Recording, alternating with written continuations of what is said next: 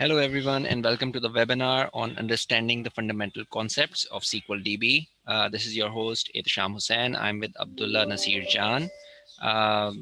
Abdullah is a Microsoft certified trainer. He's got an MCSA in SQL Server, and he is an associate instructor at Quick Start. He's a super energetic guy, one of the youngest MCTs I know. And this would be his first webinar with you guys. If you have any questions or anything, feel free to type them in the Q&A section. We will answer all the questions that we accumulate throughout the session at the end. And we will make it a point to make sure that every question goes answered. So feel free to participate. With that said, Abdullah, you're the star of the show, so take it from here. Thank you so much, Etisham. So welcome, everyone. Thank you for such a wonderful introduction, Etisham. And yeah, so hello, everyone, to the webinar, Understanding the Fundamental Concepts of SQL Database. So Etisham already introduced me. I guess there's not a lot that I can add to that. So yeah, so you all know me. I'm an ID instructor, Abdullah Nasir. You may have seen my video at the webinar page. So you all know this, right? So let's just dive right into it. The course objectives. What are we learning from this course? What will you gain after 1 hour of this webinar? So at the end of the webinar, what have you understood? So let's look at that. At the end of the webinar, you should be able to distinguish between the word SQL Server and the word database. So you should know what's a SQL Server. What does it mean to be a SQL Server? And you should know what it means to be a database. Now, these are two different things, and we'll talk about how they are two different things. Then we'll talk about key concepts of database structure and design. So this will have to do with how a database is structured in the sense that what is inside a database. So what does a database consist of? So when we are done talking about what a database, the getting used to the jargons of what a database is and all those things, we'll then dive into what the structure of the database is. So what is it made up of? What does it do? Does it have tables? Does it have spreadsheets? What's the purpose and how is the design? When we understand the design and structure of a database, we'll then move on to understanding the relationships that are part of the design of a database. So this will include something called primary and foreign key relationships. This may not make a lot of sense right now, but when we get there, and I will go ahead and explain it to you, it'll make more sense. So first, looking at what a database is, then the structure of it, and then looking at how the structure is kind of connected to each other. In other words, looking at the relationships of primary keys and foreign keys. And at the end of the day, at the end of the webinar, I guess, we will look at a simple select statement to kind of get us started with the SQL world. Because I feel as if you just talk about the theory, you won't really get started with the SQL world. And right, so to take one step into the SQL world, I kind of want to also talk about a simple select statement. So that's what you will understand by going through this entire webinar, okay? So let's dive into what lessons we have to cover throughout this webinar. So lesson number 1, Intro to SQL. Again, this lesson, we will just be talking about an introduction to what the SQL Server is made up of, what are the different components of the SQL Server. When we are introducing ourselves to the SQL Server, we will also introduce ourselves to the concepts of databases. So lesson 2, basics of database design. Again, going back to that same objectives. So this will cover the second objective that we just looked at, understanding the structure and understanding a basic structure of a database. Then lesson number 3 will be primary key, foreign key relationships. So in primary foreign key relationships, like we just saw in the objectives, you'll look at those. And at the end, we will have a simple select query. So I'll open up the labs and run a select statement in front of you, and you can ask me questions about those select statements if it's kind of confused. Of course, I'll talk about what that even means. So right now, it's okay if you don't know any of these jargons that I'm using, such as foreign keys and the word select query. What does that even mean? So it's okay if you don't know these things right now. Uh, I won't assume that anyone knows any of these jargons. So we will dive into and kind of explore each and every word and kind of really introduce ourselves to the SQL world. All right. So I'm super excited. Let me just see if this is, yeah. All right. So lesson number 1, intro to SQL Server. So what is the first question? What is a SQL? So throughout this lesson, you'll see that it's kind of based on a question format, that there will be a question and it'll have an answer. So what is a SQL Server? Well, SQL Server is a Microsoft software. In the most basic sense, you can think of it as just a software, but it's more than that. It's not just any software like Microsoft Word. It's not just any software. It's an entire system. And what that system does is it manages your relational databases. In IT, we call a SQL Server RDBMS. That just stands for Relational Database Management System. So what does that mean? So what does it mean to manage a relational database? So right now, let's just assume that no one really knows what the word database means, right? So let's just assume that we don't know what the word database means. So what we can understand from the word SQL Server so far is that it's a software that kind of manages something. And it's an entire system that kind of manages something, and that something is databases. And when we move on to the next style, we'll talk about what a database is.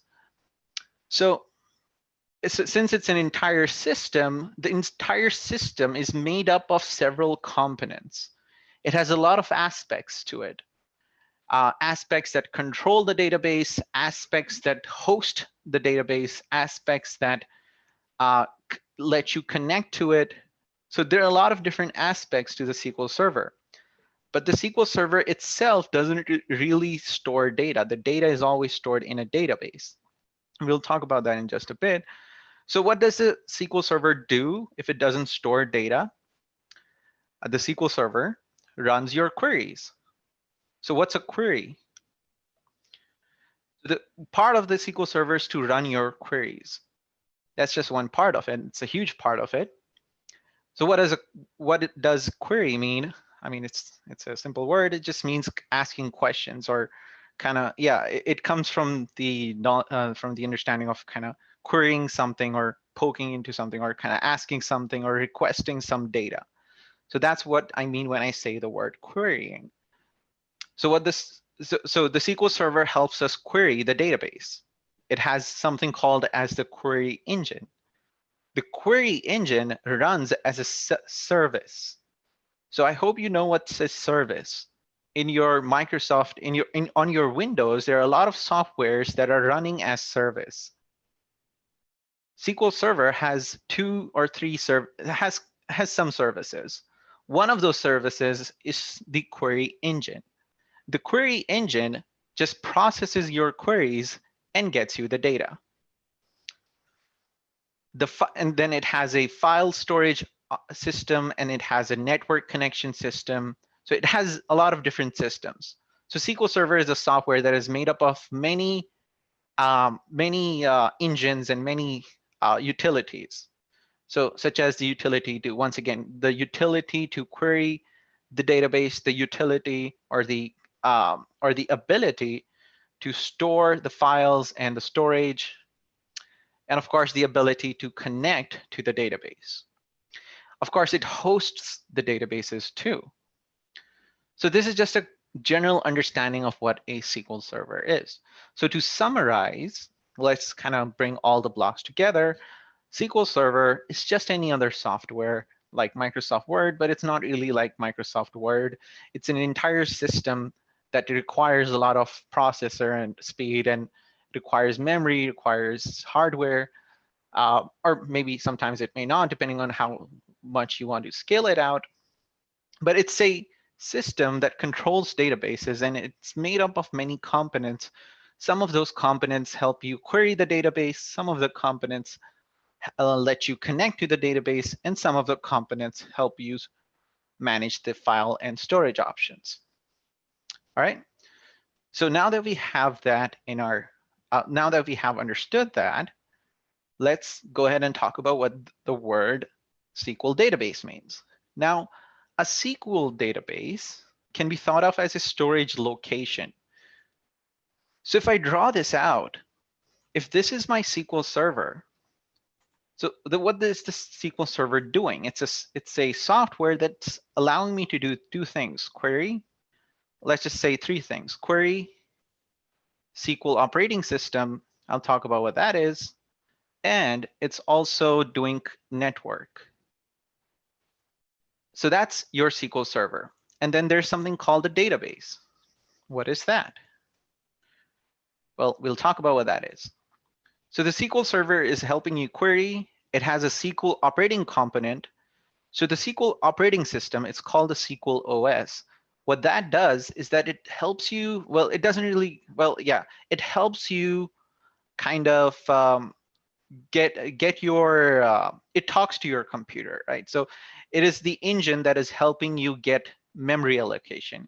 It is the engine that is helping you get resource weights. No, get resources, not resource weights, is the engine that is kind of requesting the computer, hey, I want computation power.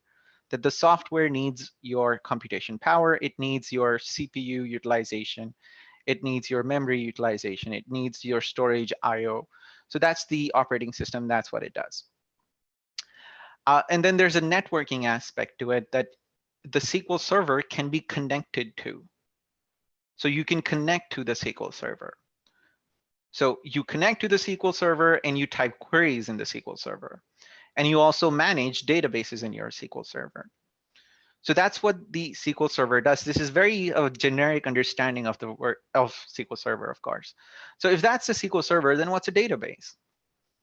Well, a database is just a location. But it's not just any other location. It's not just downtown store or something like that. It's a storage location. It stores something. Now, this is not a data, it's not a warehouse. It's not a garage or somewhere you keep your car or something. It's a location that stores in your computer. So it's in your computer, and it's a storage location, and it's kind of special storage location because it's a location that you can access from not just the computer on which the data is on, but also across a network. So the database is hosting data, it's storing data. It's a storage location, and what it's storing is data. So it's a storage location, it's storing data. And it's not just any other location, it's a location that you can connect to and get data. Because if it was just any other location like your local file, then there's no point in having a database because it's just on your local file. So it's a database is a storage location, once again, and it stores data, but it doesn't just store data, it also manages your data. So SQL Server manages your databases, and the databases manage your data. That's where the word database comes from. Database, two words. If you kind of think about it in two words, data and base, that just means a base that is storing your data. Now the data is not being just stored, it's not just being thrown into the database, right? You don't just, it's not your closet, you just throw clothes in your closet, not like that. It has a structure to it as to how it's storing the data. So how does it store the data if it has to store the data? Well, it stores the data in formats of tables. So it stores data in tables. And what are tables? Well, tables are like spreadsheets. They have rows and columns. We'll talk more about that. So if you go back to kind of go through this again, a database is a storage location, and a storage location that stores data, and data is being stored in tables and rows and columns. Okay. But like I said, this is not any other location. It's a location that you can connect to across a network. So how does a database, how can you access a database across a network? Well, the database is not just any other file that is on your computer. A database is usually hosted on a system. And the system just so happens the one we're talking about right now is a SQL Server. There are other systems out there that can host databases, right? There are other systems out there that can host databases. Now, what does it mean to host a database? Hosting a database just means giving the ability to users to connect to the database, to query the database, and kind of have some operating systems against the database. So the SQL Server, all it does is it hosts, one of the things that it does is it hosts your databases. And it gives you the ability to connect to it and so on and so forth. So data is really important to us, right? So we want to keep it secure. So SQL Server is also a very good, is also a good way to secure your data, because you can't just get to this location. It's not like any other person can just come about and enter that location and get your data. If anyone wants to get the data, they have to go through this channel. They have to first get connected to the server. Once they get connected to the server using the right credentials and authentication, they can then be authenticated to use the database. Once they have been authenticated to use the database, they can then be authenticated to use the data, because not everyone can use all the data. So there's a lot of security when it comes to SQL Server as well. So that's one of the reasons why we use a SQL Server, to store our data and have it secured and have it available across a network. And so it kind of centralizes your data management system, right?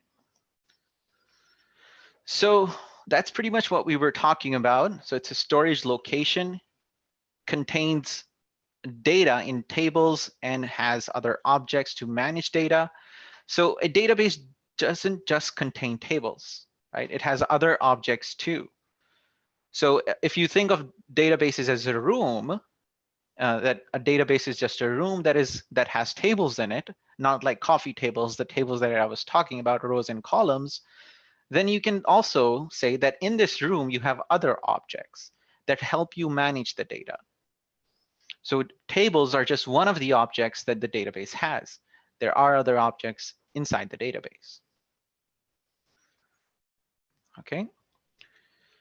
So is organized for easier access. One of the reasons why we use a SQL database is, of course, because it has a organized structure, it has security, so it can be connected through a network, which means it has an aspect of security. It's usually large in size because it's a full-blown system, so people usually only use a SQL database when they have a lot of data to manage. Otherwise, you can just store it on your local systems and kind of have it password protected. But when it comes to large amount of data, you can't just simply do that. So to have it more organized, you have a SQL database. So now that we understand what is SQL databases, or just the word database. So once again, what's a database? To recap everything, a database is just a storage location. And it's not just any storage location, it's a storage location that is being hosted on a SQL server. The SQL server gives the users ability to connect to it, to query the data that is inside it, and does other things too, right? But that's what the SQL Server does. The database only is a storage location that manages your data and stores your data. All right, so moving forward, now that we have that understanding, let's talk about basics of database design. So what are tables? So I just throwed out the word tables are made of rows and columns, but there's a bit more to it. So tables, like I said, are objects in a database. So objects in a database, what do you mean by objects?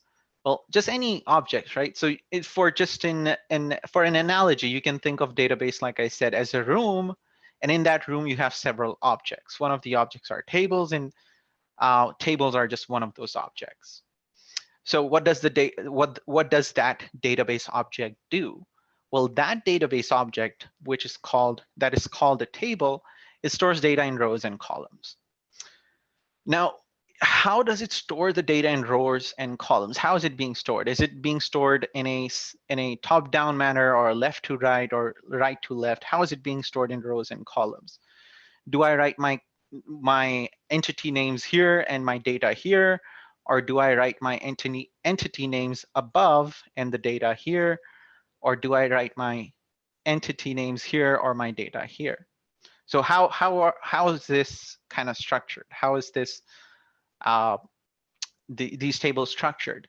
So these tables, when we create these tables, we kind of don't just create them on just like that. We go through a process of creating them. We'll talk about their process in just a bit. So we'll talk about that process in just a bit, but basically a table is made of columns, and in a single column, you will store a single attribute. So let's say I define this table, that this table will only store the customer's information. Hence, it is called a customer table. So what is customer? Customer is an entity. What does that customer have? The customer has attributes, such as their name, their customer ID, their address, their phone number, so on and so forth. So my entity is customers, and the attributes of the entity are the things that I just said, their phone number, their address, and so on and so forth. So a table, the entire table, represents an entity. That entity can be anything: customers, sales, employees, locations. So basically, you can have tables for anything you want. So table entities can be sales entities, or maybe location entities. So different entities. So you can store different entities in your tables. And so that's what's being stored in the tables. The columns are the attributes of the entity, meaning so I gave you the example of customer. A column, let's say first column, if I say the attribute of the customer is first name, their first name, then the column will just be storing first name. Here it'll say first name, and then here will be the name of the first customer, the second customer, the third customer, so on and so forth. The second column would have their last name, then the next column would have so on and so forth, right? So you can fill in the blanks. So that's what the columns are made up of. A single column on its own represents the attribute of a entity. If that's what a single column represents, then what does a single row represent? A single row represents an instance of the entity, meaning the entity occurred once. So if I have a row in this table, it would mean that I have one customer. If I have 7 rows in this table, then I have 7 customers, meaning 7 instances of that entity. So rows are instances of the entity, columns are attributes of the entity.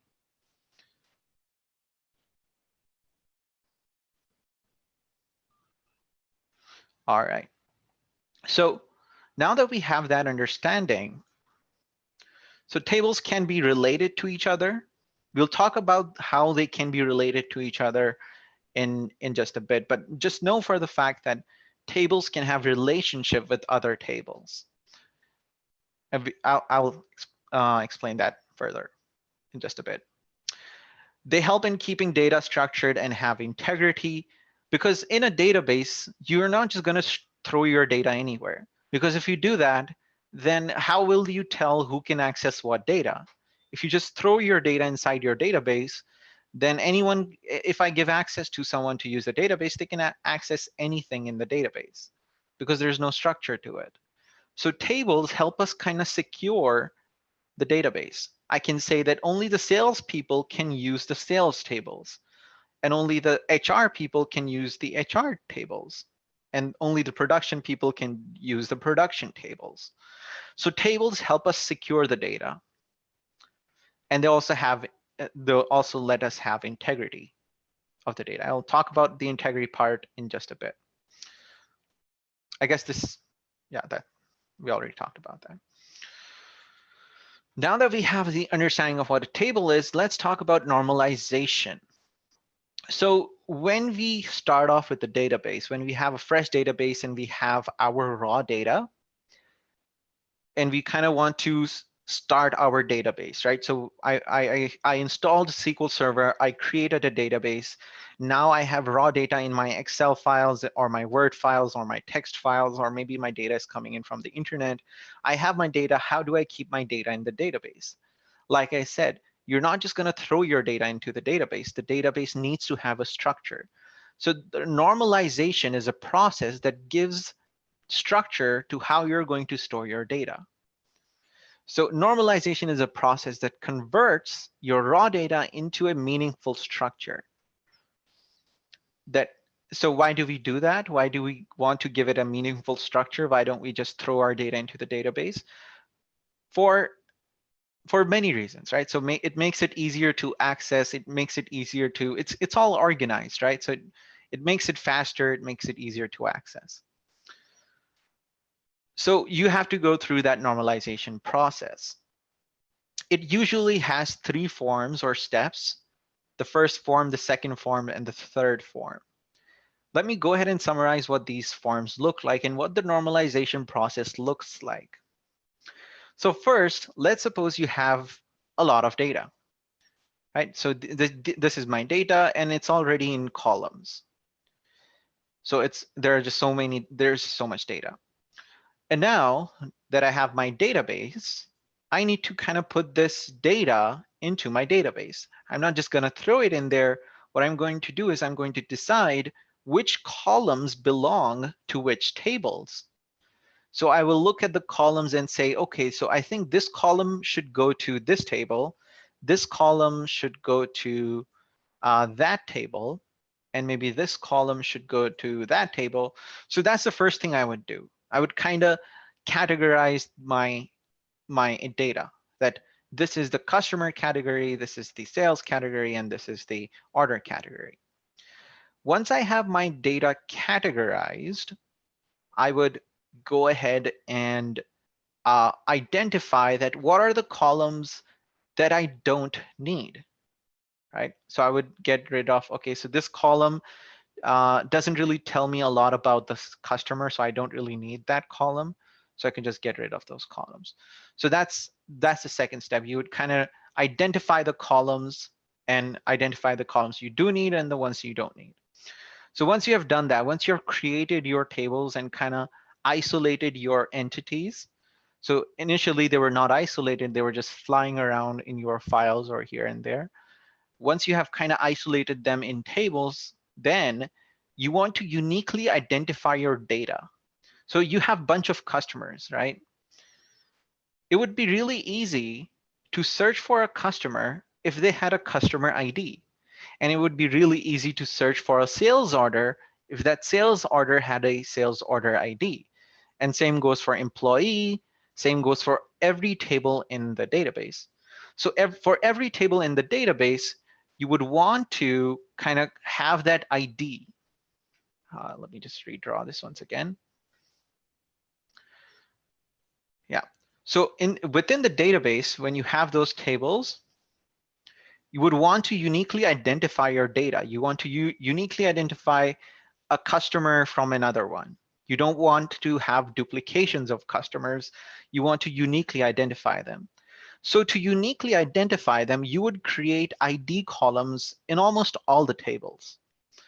So in all the tables, the sales table, the location table, the order table, all the tables will have ID columns. And the ID columns would be unique columns. What are unique columns? These are just columns that have values in them that are unique, meaning if there's a 1 in this column, then a 1 cannot be repeated again. 1 should be the only thing that 1 should only be repeated once. So it only has unique numbers. It doesn't have repeating values in it. So that's what the second step kind of looks like through in the normalization process. So you would create those ID columns because you want to uniquely identify your records. So once it's been uniquely identified, you can uniquely identify each and every record. You would go on to the next step. The next step of the normalization process is to relate the tables with each other.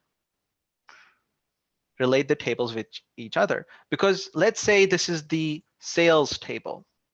If this is the sales table, then how will I know that which customer placed this sale, or which customer placed this sale, or which customer placed this sale, or any sale?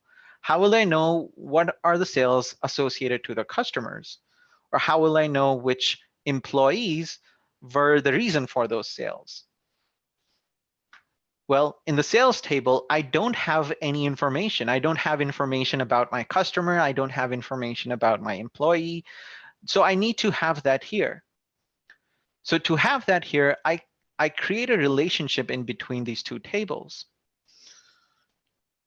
What I do is that the ID columns of, I kind of move around the ID columns. I'll talk about this in just a bit. So that's the normalization process. It's identifying your tables, creating those ID columns, and creating those relationships so that you can kind of identify which sale was made by which customer is located in which location, and so on and so forth. So that's the normalization process. It kind of gets you started with the database. Now, there are different types of database system designs.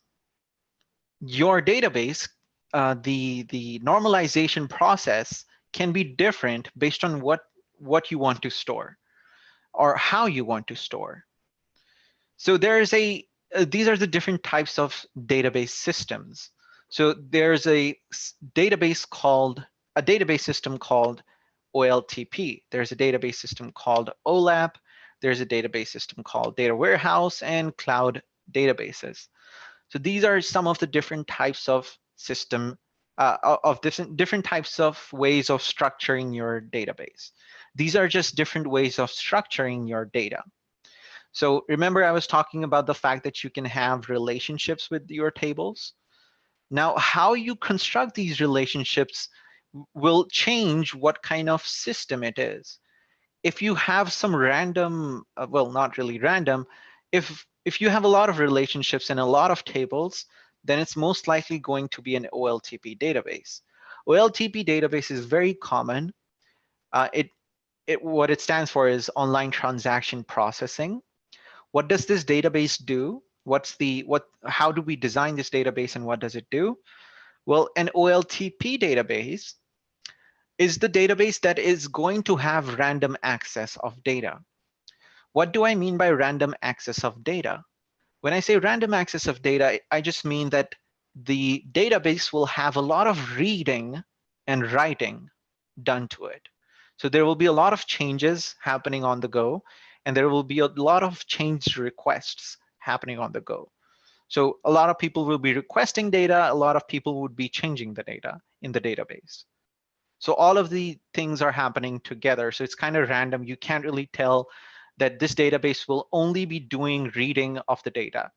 It won't be doing writing on the data, it'll just be doing reading. So you can't really tell in an OLTP system, and it's designed to have random access to the database. So it's designed using the normalization process. And in that process, you kind of individually identify your tables and create those relationships. That's what an OLTP database is. In a data warehouse, the purpose of a data warehouse is to store data. The purpose of a OLTP database is to not just store data, but also kind of change the data. Over time, I will have a lot of read transactions, a lot of reading of the data happening, and a lot of writing of the data happening. But in a data warehouse, they're most likely only going to be reads. When I do want to write into my data warehouse or into my database, it will only be occasionally. So the structure of a data warehouse is completely different. I still do have my tables and everything, but the way I structure them is different. I don't just structure them how I do in an OLTP database. In a data warehouse, I have something that's called a star schema or a snowflake schema, where I have a table in between and rest of the tables are kind of connected to it.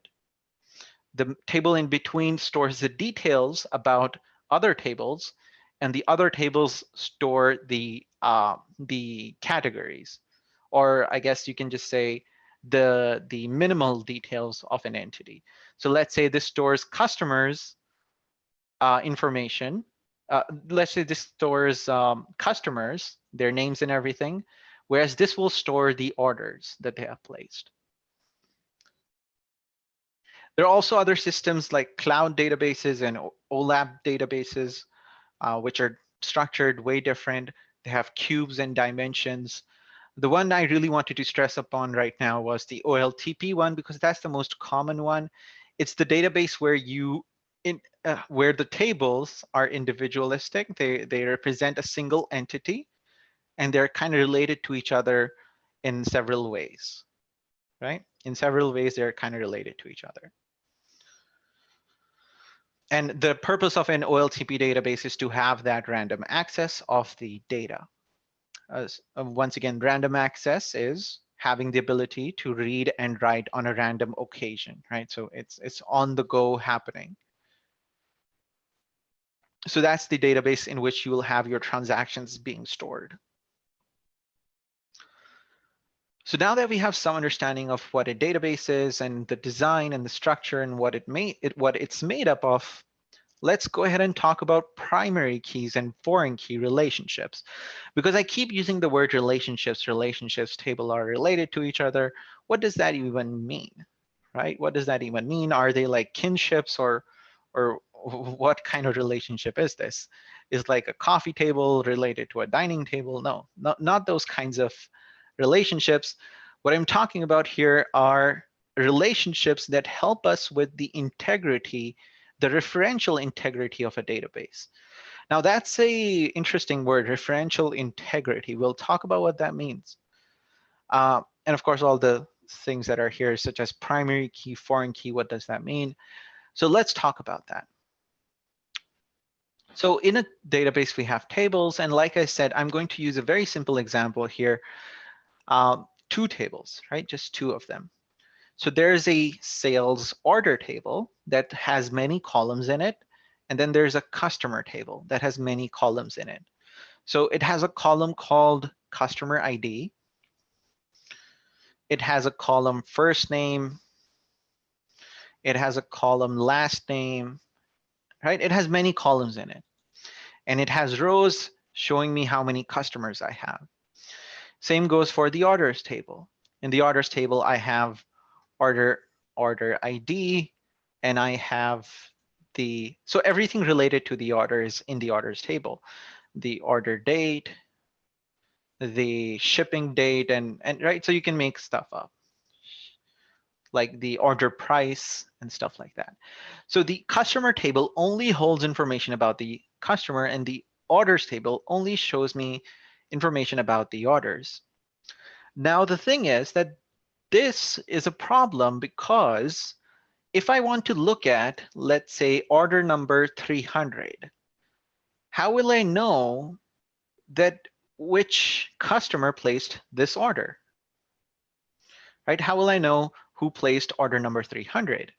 There's no information in the sales order table that would tell me which customer this was. So I decided, okay, sure, since I don't know that, how about we construct the table in a different way? How about I have an extra column here? And that column can be a column that's coming in from the customer table, meaning it's a column that is referencing another column from here.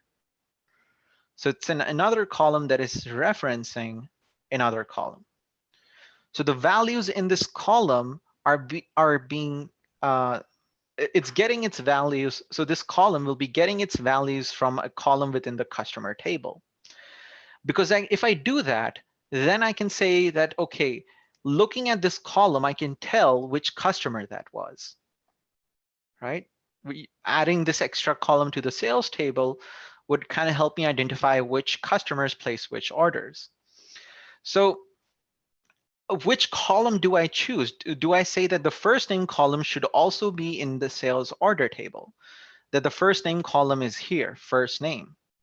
So if I choose the first name column to be my referencing column, then let's say there are customers with the same name. Let's say Ben. Now I can have several Bens, and if I use Ben, if I use first name as my referencing column, I wouldn't be able to identify which order is for which customer because there can be duplicate customers. There can be customers with the same name, right? So you shouldn't use the first name column because customers can have the same first name, so you won't be able to identify which order was by which customer. So instead of using first name, how about use customer ID? Because customer ID is going to be unique for every customer, right? It's going to be unique for every customer. No two customers are going to have the same ID. So if I use the cust ID column, then I can kind of identify that this order was placed by this customer ID. So this, and not only identify which customer placed which order, I can also be sure that there's no order associated to, is not associated to any customer. My orders will always be associated to a customer. There will be no order that is not associated to a customer. Or there will be no order that is associated to an incorrect customer. So let's say I have a total of 100 customers, and someone decided to put in the number 101. Now there is no 101 customer ID in the customer table. There is no 101 customer. So this relationship that I create will not allow the user to input 101 because 101 doesn't exist in the referenced column. So the relationship I will create, or the column that I will create a relationship between these tables such that I cannot use values that do not exist in the customer table. And I cannot delete values from the customer table if they're being used in the order table. So if a value is being used in the order table, I cannot delete that customer. If I want to delete the customer, I would delete all the orders associated to the customer. So this relationship that I create between these two tables, the fact that I kind of reference that column, this referencing is called primary foreign key relationships, where the column that is being referenced is called a primary key column. Primary key column. Whereas the column that is referencing is called a foreign key. How do you spell foreign key? All right, so the column that is being referenced is primary key column, and the column that is referencing is called the foreign key columns. And you can do the same thing with another table. Let's say there's an employees table, and orders also need to be related to employees. So you can add another table column, which will also be a foreign key column that is related to the employee ID column. So in this way, you can have these relationships and have this integrity of the data, that this referential integrity, this is what I meant by referential integrity, that when you reference the data, right, when you have this referential integrity is basically the fact that you can't mention a value here that is not mentioned in the referenced or the reference table, and you cannot delete a value from the reference table if it's being used here. That's what I mean by referential integrity. That's what it does. So that's what relationships help us do. And we need to have that. Okay. So there's a distinction to understand here that a primary key column is always going to be a unique column, meaning it will only have unique values. And a foreign key column may be unique or may not be unique, depending on what you want. So a single customer can be related to many orders, right? Because a single customer can have many orders. So this is called a one-to-many relationship. A one-to-many relationship is when a single value from here can be used multiple times in the other table. So I can have customer number 50 being repeated over and over again, and that's fine. So this column won't be unique. It'll be having customers numbers being repeated over and over again. That's called a one-to-many relationship. There's also a one-to-one relationship where a single value from here can only be referenced once here. In other words, a customer can only place a single order with us. Now, a one-to-one relationship is not really useful in this example, but if I take another example that I have another table called customer details that holds more details about the customer. Now, details. Just never mind the spelling. So the customer details table can contain can have a one-to-one relationship because a single customer will only have a single detail associated to it. So it can have a one-to-one relationship. So your relationships that you create with other tables can be one-to-one, one-to-many, many-to-one, or many-to-many. So there are different, it's called cardinality. This is the cardinality of the relationship. Either it's a one-to-many, one-to-one, or what kind of cardinality is this? It is, and you have to decide that. And you decide that based on what the foreign key column is. Is it a unique column or is it not a unique column? Does it allow multiple repetition of values or does it not? If it does allow multiple repetition of values, then it's most likely a one-to-many relationship. If it does not, then it's most likely a one-to-one relationship. I do apologize about these drawings these awful drawings, but I hope it made sense. So that's what we are talking about here. They help us have referential integrity in our database. There are different types, one-to-one, one-to-many, many-to-one. So one-to-many and many-to-one is kind of like the same thing. Many-to-many is kind of rare. It's kind of like when you have a teacher table and you have a course table.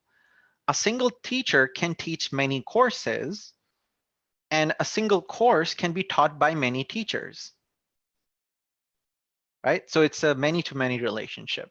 So there are different types of relationships. So I hope you understand just the basic concepts of what a primary key and foreign key relationships look like. Now that we understand that, and we also understand how these relationships help us achieve integrity. They help us achieve integrity because the value that exists in the primary key column that doesn't exist in a primary key column cannot be mentioned in a foreign key column. A value that is being used in a foreign key column cannot be deleted in the primary key column. Basically the thing that I was talking about. All right. Now that we have understood relationships, we can move on and look at a simple select statement. And afterwards, I'll open the floor for questions. Just a minute. Let me get my lab set up here. It was already set up. Just it's a quick moment and it should be on any second now. It says several minutes, but yeah, so it started and I'm going to show you what a simple select statement looks like. Now let me just log in here. This is the icon for a tool called SQL Server Management Studio. This is the tool Microsoft gives you to manage your SQL Server. SQL Server is running at the background.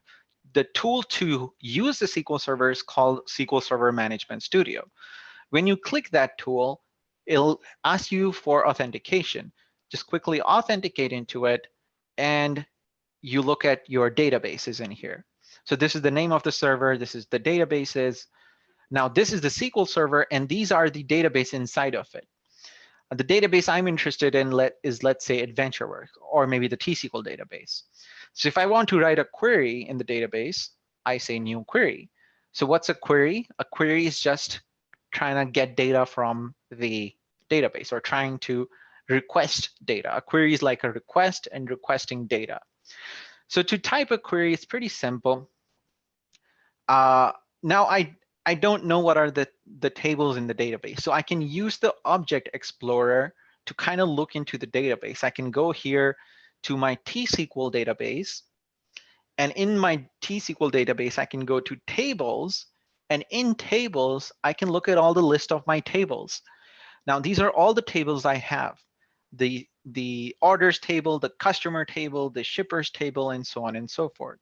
It's called sales.customers, sales.orders, sales production.product, production.categories. So these are the different tables, and I can get data from these tables. So how do I get data from these tables? I can't just right-click them and open them like a text file, right? Because then what good is that, right? If anyone could have just right-click and gotten the data, then it wouldn't be a lot. It wouldn't be secure, right? Anyone could have just come in and right-click and gotten the data. So the way to query is pretty simple. To get data, we use something called a select statement, and this is essentially what a select statement looks like. You write the word select, meaning select, meaning get me, and from, right? So two things, select and from. From is where you will type, where do you need the data from? So I need the data from the sales.customers table. That's where I need my data from. So get the data from that table. Now, if I say get the data from that table, so just look at the from clause, right? Just look at from. So it's pretty simple, from sales.customers. Okay, we'll get back to select. So let me just run this command. How do you run the command? Just highlight and click execute at the top. Now it got me some data. It got me the sales table, and notice it has a customer ID, has some stuff in here, city, address, and some stuff. So in the from clause, you will write the name of your table, and in the select clause, you will type what columns you need. So if you just want to look at the customer ID column, then you just type the word customer ID. If you just type the customer ID, then it will only show you the customer ID column. If you want another column, you would say another column. Let's say I also want to look at the city column. So you would say comma city.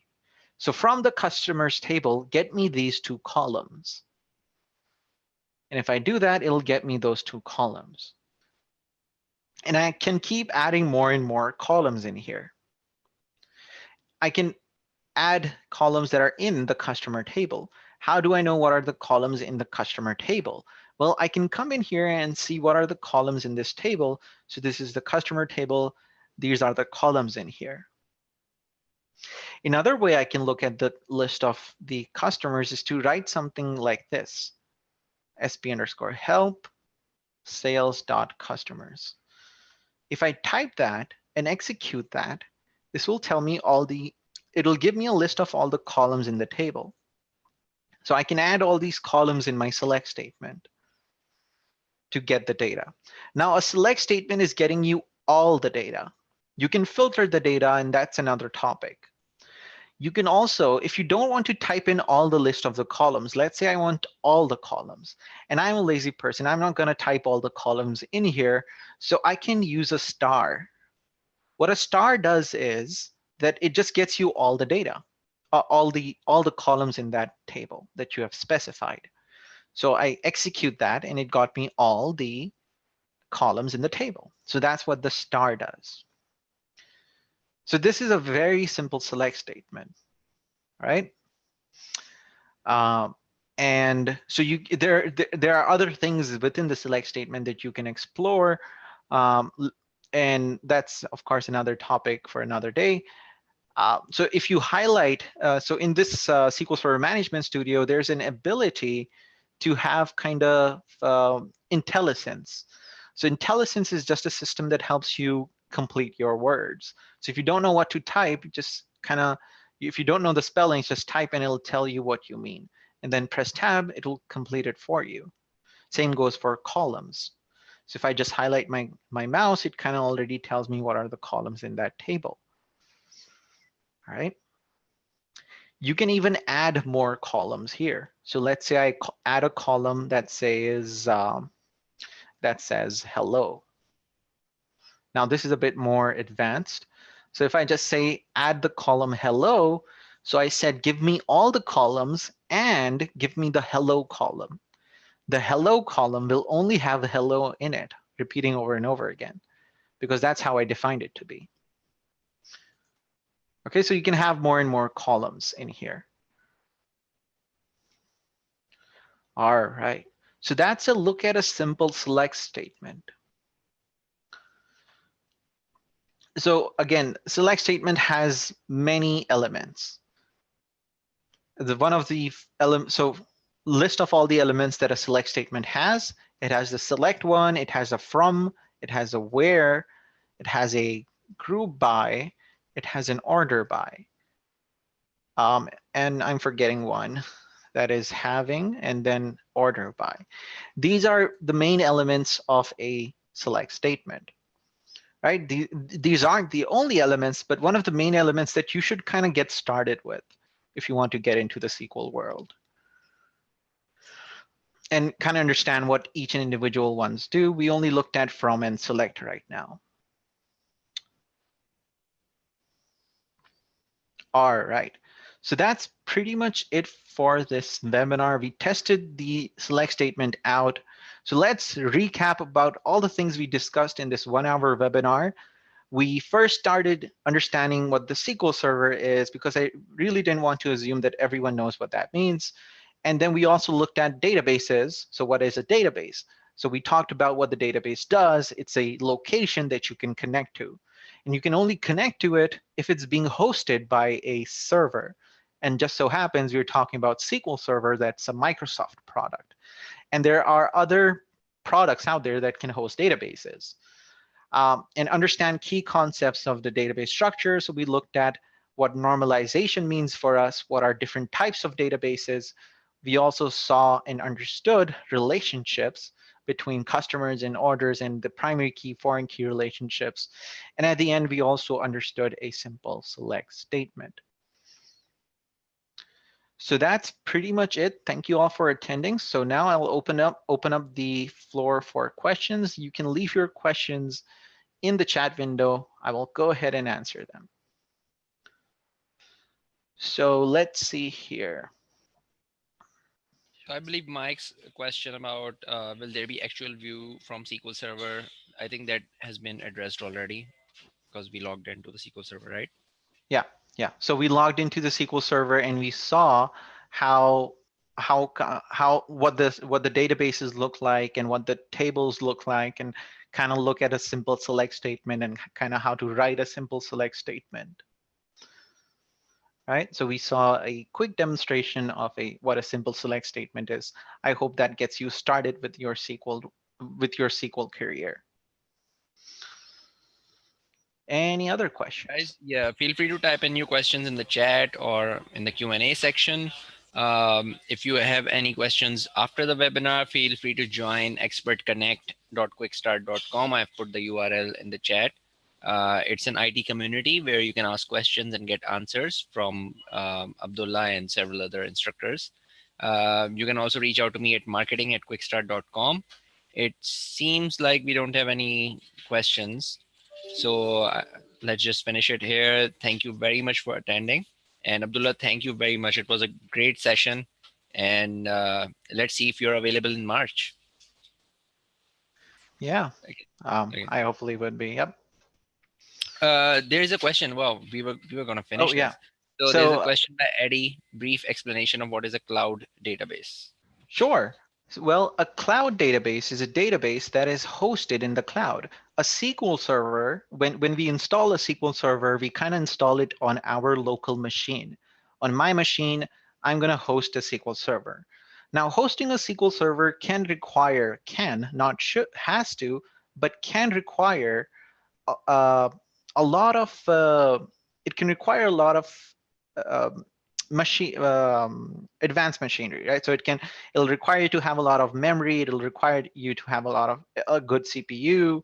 So it has a cost, right? To host a SQL server, it has a cost, and the cost is for the devices and all the things that you're going to buy for it. So a simple SQL server is going to be hosted on your machine, and You can have a very expensive machine hosting it, and then you can have a very simple machine hosting it, depending on how large you want your database to be.